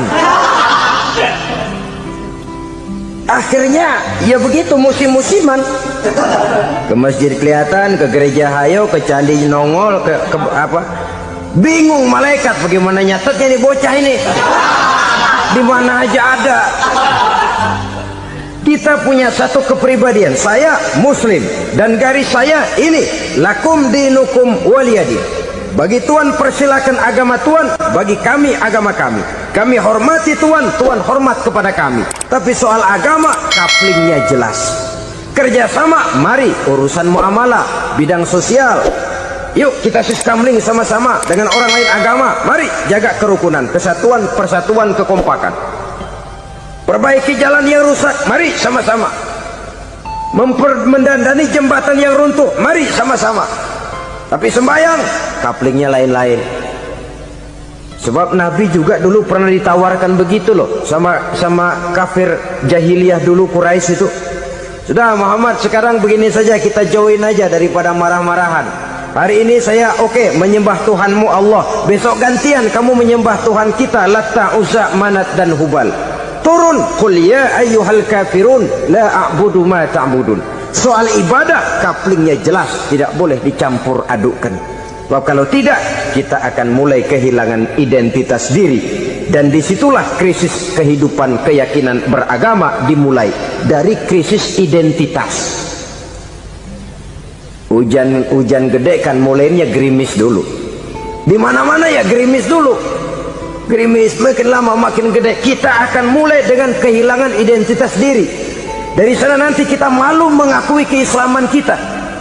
Kalau orang Islam malu mengakui keislamannya, ini kan ironi, menyedihkan.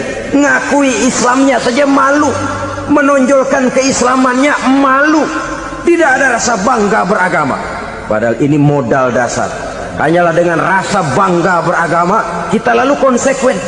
Bangga yang tidak konsekuen, wah pokoknya kan gua kan Islam, agama yang paling benar.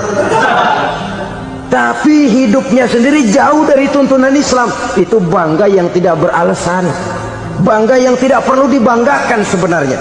Kebanggaan yang membuat kita konsekuen dan dekat dengan kehidupan beragama. Jadi dengan demikian saudara-saudara, kepada non-muslim kita juga harus berakhlak. Bukankah ini sudah dicontohkan oleh Rasul? Bagaimana beliau disambiti orang di Taif, yang menyambiti malah didoakan. Bagaimana Suraqah mau membunuh beliau, malah Suraqah didoakan. Bagaimana Abu Jahal dan Abu Lahab saking mangkalnya. Ini Abu Jahal pernah gali lubang di kamarnya sendiri, di depan tempat tidurnya. Setelah dia gali lubang, ditutupin pakai keraras korma. Lalu dia tarik selimut, belagak meriang. Dia pesan pesuruhnya, bilangin Muhammad encangnya meriang. Pamannya sakit, minta ditengokin. Nabi dengan segala husnuzonnya berangkat nengokin. Abu Jahal dari balik selimut ngintip. Itu dia Muhammad, itu dia tuh. Dia tuh masuk Dani, masuk. Mulai di jalan, senang Abu Jahal. Terus. Begitu ke pelosok, masuk ke lubang, gue pendem terus lalu.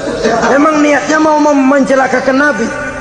Sudah tinggal beberapa langkah lagi Nabi akan berjalan ke arah lubang itu. Malaikat Jibril ngasih tahu, Muhammad, Abu Jahal pamanmu cuma pura-pura sakit. Di depan tempat tidur itu ada lubang sudah dia gali untuk menjerumuskan kamu. Sudah balik pulang. Balik badan Nabi.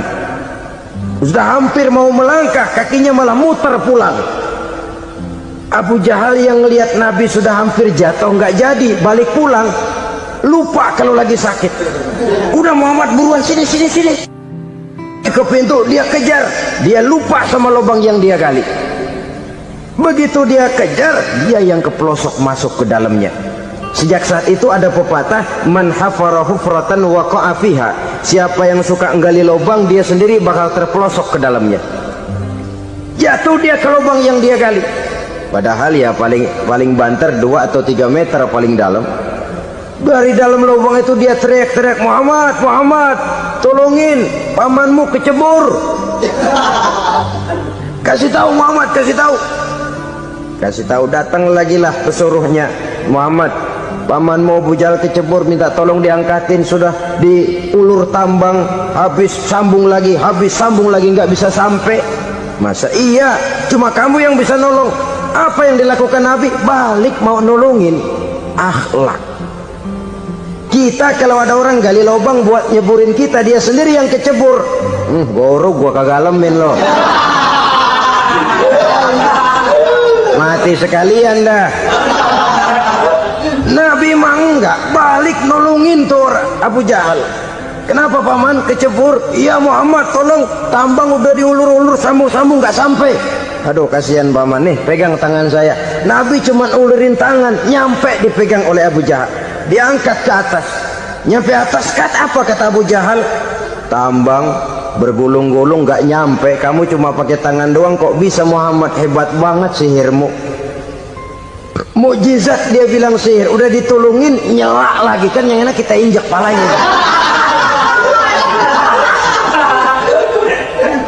Orang dulu bilang wah katanya nolongin anjing kejepit, udah selesai ditolongin malah yang nolong digigit.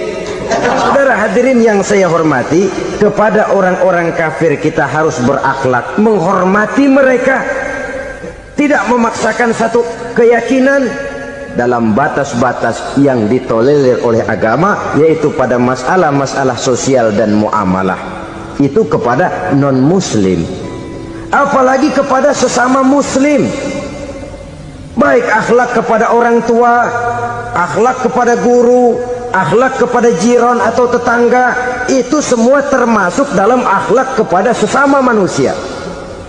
Akhlak kita kepada orang tua, kadang-kadang kita orang timur ini ketularan orang barat. Engkongnya dianggap CS, salaman main kedet aja halokong, engkongnya behalo di bengong.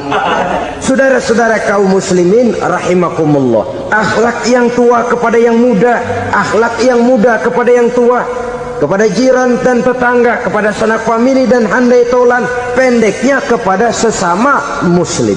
Tetangga ada haknya, ada hak tetangga yang kalau kita berakhlak itu harus dipenuhi. Contoh kecil, kalau saya beli radio, itu saya dong boleh berpikir, ini radio saya beli pakai uang saya setel di rumah saya, sekeras-kerasnya ada apa sama orang lain? Radio gua, yang beli gua pakai duit gua, gue setel di rumah gue, ada urusan apa sama orang lain? Itu kalau menurut saya. Tapi tetangga sebelah saya kan bisa juga ngomong begitu.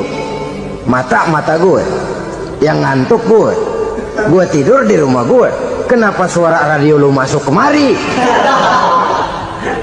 Ketika itulah lalu kebebasan saya nyetel radio dibatasi oleh kebebasan tetangga saya yang mau tidur. Ini sudah akhlak namanya. Umpamanya lagi ada Nabi ajarkan, iza tobakhta maraqatan fa'akthir ma'aha wa ta'ahad jiranaka. Kalau kamu masak sayur, banyakin kuahnya, bagiin tetangga kamu. Bukan bagiannya itu yang jadi soal, tapi akhlak kepada tetangga. Udah tahu tetangganya kelaparan, diseksa, goreng ikan asin, se-RW baunya ngayap, kembang kempis orang nungguin. Saudara hadirin ma'asyiral muslimin rahimakumullah. Jadi dengan demikian, kalau sudah kembali kepada orang-orang yang nilai imannya sama dengan kita, apapun organisasinya, apapun baju yang mereka pakai, kaos yang mereka pakai, jaket yang mereka pakai, kalau sudah seakidah, seiman, jaga akhlak kita. Pendapat boleh berbeda, kaos boleh tidak sama, jaket boleh beraneka warna, bendera boleh beragam-ragam, tapi ukhuwah Islamiyah ini utamakan. Adalah lebih baik mencari persamaan dalam kehidupan dan bukan memperbesar perbedaan. Hanyalah dengan mengembangkan nilai-nilai akhlak semacam ini, toleransi tidak hanya diperlukan kepada yang non-muslim, kepada sesama muslim pun toleransi. Artinya apa?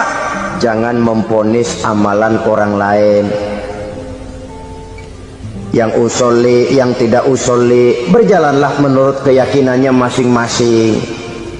Jangan lalu memponis, itu namanya nggak toleransi. Kamu nggak pakai usoli ya? Enggak. Brengsek. Kamu pakai usoli ya? Iya. Bid'ah. Lah dua-duanya kagak yang benar. Kalau yang sembahyang kagak benar, bagaimana yang kagak sembahyang? Apa itu yang benar? Toleransi, setuju dengan perbedaan pendapat, jangan memponis amalan orang lain. Karena kita hanya beramal, hak menerima adalah Allah Subhanahu wa ta'ala. Jangan sebentar-bentar mencap bidah dolalah, finnar, neraka. Kayaknya neraka kapling orang tuanya kali. Gampang bener masukin orang ke neraka. Kita kadang-kadang bisa toleransi dengan orang luar, tapi kepada sesama muslim toleransi tidak sanggup kita adakan. Mengklaim merasa kita yang benar, orang lain salah semua, itu tidak toleransi namanya. Mentang-mentang jadi ustadz nih, satu-satunya ustadz di sini ya, semuanya mesti ngaji kemari. Kalau nggak ngaji kemari, Islamnya kurang tapi benar. Toleransi. Saudara-saudara kaum muslimin rahimakumullah, lapang dada menghargai orang yang berbeda pendapat, apalagi kalau perbedaan pendapat itu menyangkut hal-hal yang tidak prinsipil, menyangkut hal-hal yang sekunder dalam kehidupan beragama, menyangkut masalah-masalah yang dalam bahasa fikih disebut soal-soal furu'iyah. Tidak usah menyebabkan kita bersih tegang. Kepala sama hitam, pendapat boleh berbeda dan halal. Bahkan Nabi mengatakan ikhtilafu ummati rahmatun, perbedaan pendapat di kalangan umatku bahkan menjadi rahmah, sepanjang perbedaan pendapat itu diiringi dengan rasa toleransi. Tapi kalau sudah main baku hantam, main klaim, memponis orang lain, akhirnya timbullah keretakan. Jangan heran kadang-kadang satu masjid dua kelir. Ya soal kelir boleh kelar-kelir, boleh kelar-kelir, tapi kalau harus terlalu mencolok menyebabkan timbulnya keretakan, saya kira yang akan turun bukan lagi rahmah tapi bala. Bala akan menimpa kita, jatuh kita menjadi umat yang lemah. Oleh karena di antara kita sendiri, sesama kita tidak pandai bertoleransi, tidak lapang dada. Ada anak muda kelihatannya mau majuan dikit, yang tua curiga. Nih, kalau dia maju pasaran gua bangkrut dong nih. Lalu ditekan tuh anak ditekan melejit. Kadang-kadang yang tua maksudnya baik, mau memelihara, yang muda salah terima. Kan tua kejemur. Dari dulu sampai sekarang gitu-gitu doang. Anak kemajuannya. Padahal yang tua barangkali maksudnya juga baik, mau memelihara. Sebenarnya kalau kita bisa mencoba mencari titik temu dengan alur komunikasi, tidak merasa diri yang paling benar, tapi toleransi, boyak menerima pendapat orang lain, setidaknya mau mendengar omongan orang. Yang susah kalau udah kena penyakit nggak mau ngerti omongan orang, nggak mau nerima pendapat orang. Kodok di kolong tempayan, cukeng kayu asem, asal ijo udah ijo aja, ijo dah, nggak ngerti omongan orang. Yang kayak begini yang orang jadi kesandung. Oleh karena itu saudara-saudara, alangkah nikmatnya kehidupan ini apabila kita menyadari kita ini ummatan wahidah, satu umat yang satu, yang diikat dengan akidah. Kalau kepada yang non muslim saja kita diajarkan untuk berakhlak, apatah lagi kepada yang seiman, seakidah, sekeyakinan. Wajarkah perbedaan pendapat yang kecil-kecil lalu menyebabkan kita bertolak belakang, cerai-berai, centang perenang? Bila bertemu di jalan yang satu menyisih ke kiri, yang lain menyingkir ke kanan. Kalaupun juga bercampur di tengah kumpulan orang banyak, persis air dengan minyak. Yang atu melengos, yang atu madep mojok. Orang lain senyum, dia mau pada manyun. Saudara-saudara kaum muslimin rahimakumullah, realita ini walaupun tidak enak, pahit, tapi masih hidup di sebagian masyarakat kita. Ini yang perlu kita atasi. Soal toleransi kepada orang lain, sejarah sudah membuktikan. Mari kita jangan cuma bisa mengajak orang lain, umat lain untuk bertoleransi dengan kita, tapi kepada sesama kita toleransi ini perlu kita tegakkan, perlu kita bina, terutama di dalam kita menuju bentuk ideal daripada konsep ukhuwah Islamiyah ini, yang memang selalu kita akan cari bentuk-bentuk idealnya sejalan dengan perkembangan situasi dan kondisi yang dihadapi oleh umat. Perbedaan organisasi, perbedaan kepentingan organisasi tidak seharusnya menyebabkan kita merasa meremehkan orang lain dan mengangkat diri, mengklaim diri sebagai yang ter. Jadi dengan demikian, apabila yang pertama tadi akhlak kepada Allah dinamakan hablum minallah, maka yang kedua ini merupakan hablum minan nas. Jikalau baik akhlak kita kepada Allah, baik akhlak kita kepada manusia, nikmat rasanya menjalani kehidupan. Kadang-kadang orang akhlaknya kepada manusia baik, tapi kepada Allah tidak baik. Hormat sama yang tua, menyayangi yang muda, sama tetangga rukun, tapi sama Tuhan nggak mau sujud. Ini baik kepada manusia, tapi tidak berakhlak kepada Allah. Atau sebaliknya, sujudnya sama Allah mah tekun, bener, khusyuk, bahasanya juga fasih, luar biasa. Tapi sama manusia sombong, takabur, ujub, merasanya dia doang yang paling benar.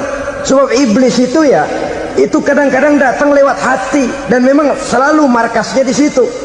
Kalau dia tidak bisa menggoda kita dengan yang lain, dia tumbuhkan sifat ujub. Dia bisikin, wah memang di kampung ini yang paling banyak ibadahnya ente, yang lain mana, lihat tuh kerocok semua.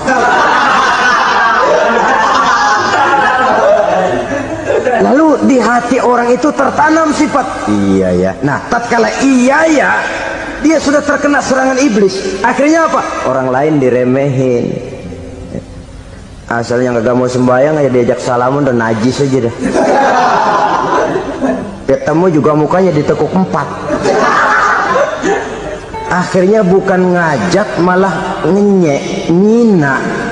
Lah orang dihina makin jauh, makin tidak tersentuh. Bukan cara itu yang diajarkan oleh Rasul. Bahwa orang tidak mau sholat, tugas kita mengajak. Soal dia tidak sholat, ya itu dosa dia kepada Allah. Saudara-saudara kaum muslimin, ujub disuntikkan oleh iblis ke dalam hati kita. Sujudnya kepada Allah benar, tapi akhlaknya kepada sesama manusia merasa paling benar sendirian, merasa orang lain salah semua. Pokoknya kalau di luar lingkungannya udah kagak bener aja udah bahaya. Saudara-saudara, ini juga penyakit yang disuntikan oleh iblis. Sebab iblis itu tipu dayanya luar biasa, strateginya lihai. Makin tinggi kualitas iman, ya makin berat upaya iblis untuk menjerumuskan kita.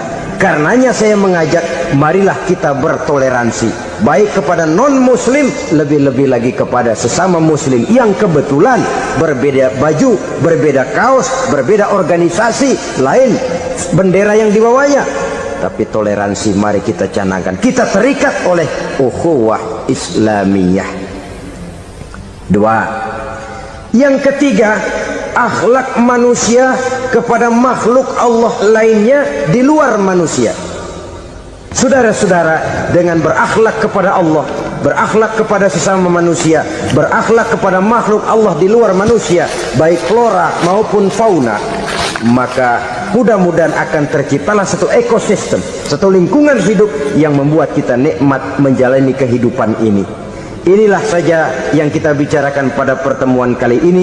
Marilah kita membina nilai-nilai akhlak walaupun berat tantangannya. Sungguh lebih baik rakyat rendah yang berakhlak tinggi daripada pejabat tinggi yang berakhlak rendah. Karena nilai manusia pada akhirnya ditentukan oleh akhlaknya itu. Usikum wa nafsi bitaqwallah. Wassalamualaikum warahmatullahi